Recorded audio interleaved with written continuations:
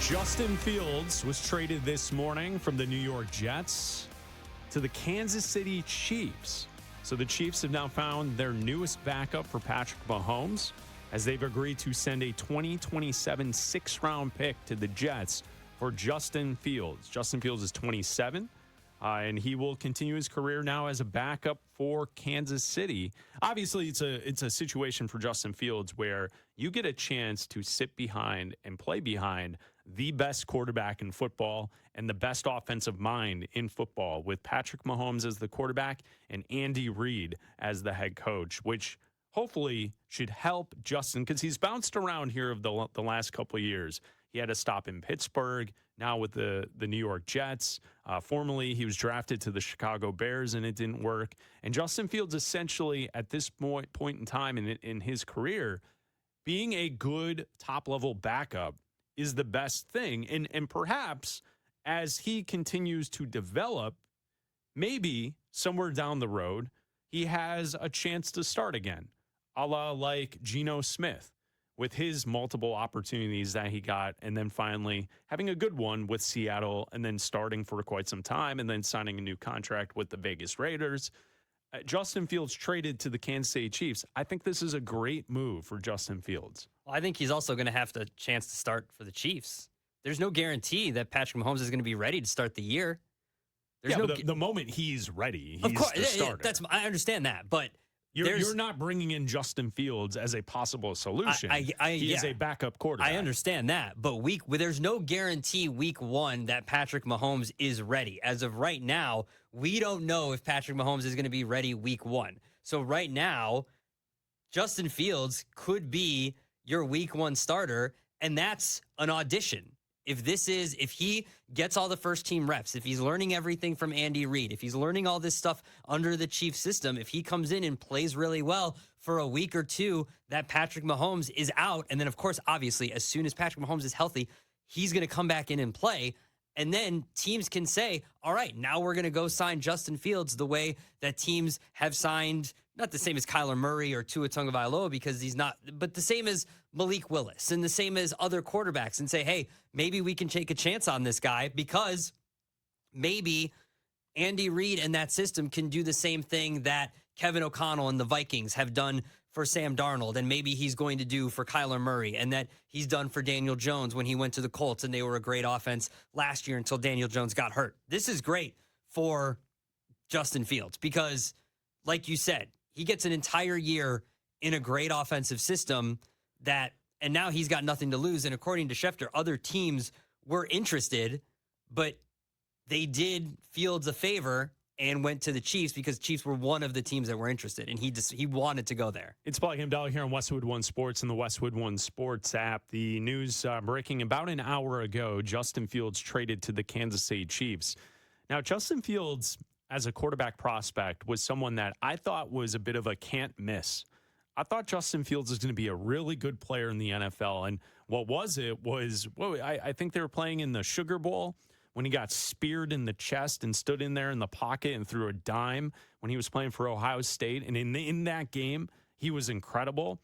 I just didn't think that – I thought he was the type of quarterback that would develop in the pocket. Mm-hmm. And what we've seen to this point in his career is that Justin Fields is an ultra-incredible athlete. He is one of the best athletes in the entire league. But when he has to stand in the pocket and make decisions and make the right throws and make the throws on time, you can confuse Justin Fields very easily as a defensive coordinator. And that's why Justin will just never be a top level or a starting quarterback around the NFL. And that's why he's a backup, and why it didn't work out with the Jets, and why it didn't work with the Pittsburgh Steelers, and why he's no longer with the Chicago Bears, is that his athleticism can take him pretty far. It's just the other stuff as being a quarterback is where he starts to kind of lack what others in the NFL have to be a great pocket passer every single down. He no doubt can sprint around the edge and beat an edge rusher and then get past a linebacker and bowl over a safety and then run 75 yards for a touchdown. We've seen Justin Fields do that in multiple uniforms. It's just when he has to be in the pocket as a pocket passer, he is just not the caliber of quarterback to be a starter in the league. And so now he gets a new opportunity with Kansas City to kind of learn in a good spot.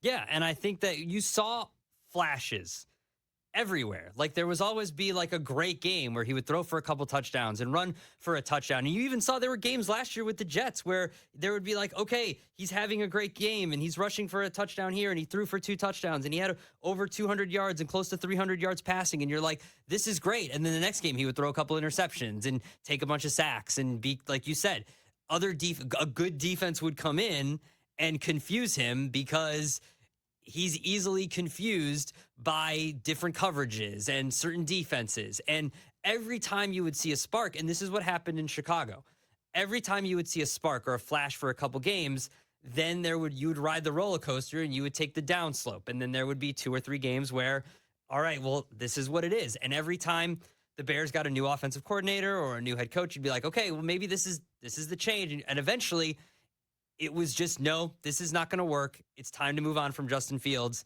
And that's exactly what Chicago did. And he left. And it was, hopefully this is a change for him and he can become the next Geno Smith and shine somewhere, maybe even the next Sam Darnold or the next Malik Willis or whatever, and get a chance to prove himself for a couple games if Mahomes can't start right away, or at least learn something from Andy Reid and the Chiefs system, and then someone will take a chance on him in 2027. It's Bleck Abdalla here on Westwood One Sports. We broadcast each and every day live from Chicago. And you and I, if there's one thing we're qualified to talk about on national sports talk radio, it's failed quarterback play.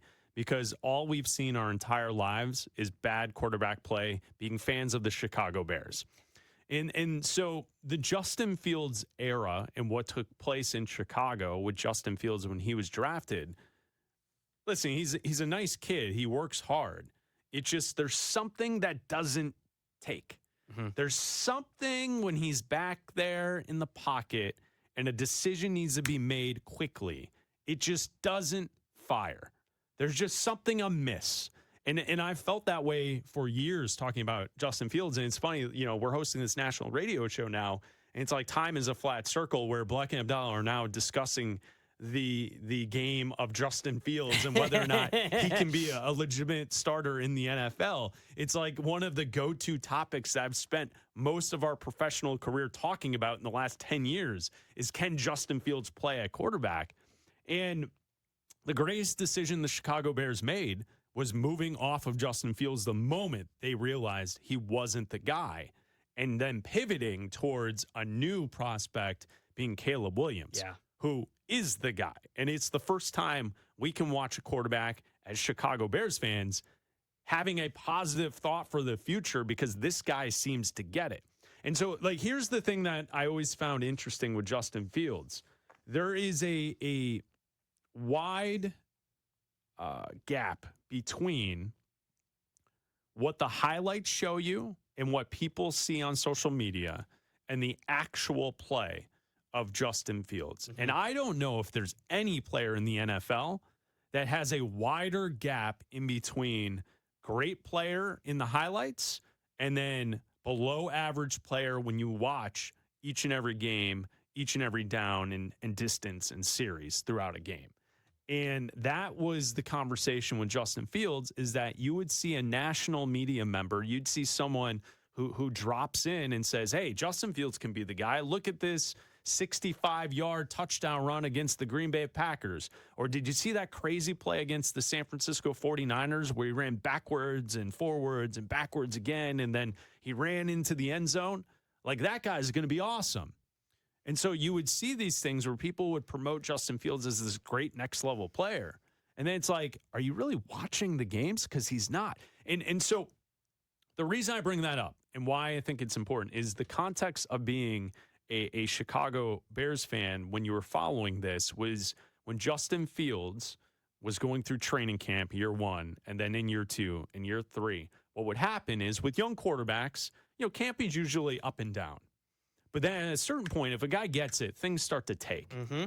And the reports always about Justin Fields were like, Not yet. It's not really. It's year 2. Yeah, no, it's not. It's not really changing from what we saw year 1. Year 3, it's not really. Justin's not really. It's not it.